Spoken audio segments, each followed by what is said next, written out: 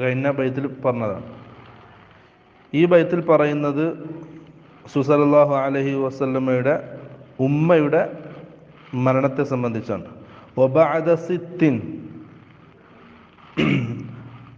6 വർഷത്തിന് ശേഷം, മഅ ശഹ്രിൻ ജാഇ 6 വർഷവും ഏതാനും ചില മാസങ്ങളും.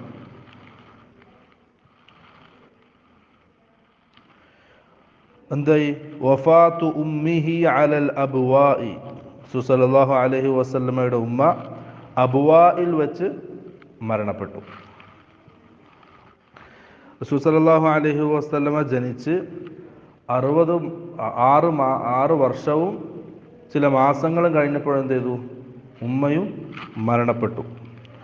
റസൂൽ സല്ലല്ലാഹു അലൈഹി വസല്ലം ഉമ്മയുടെ കൂടെ ഉമ്മയുടെ സഹോദരങ്ങളുടെ അടുക്കലേക്ക് പോയതാണ്.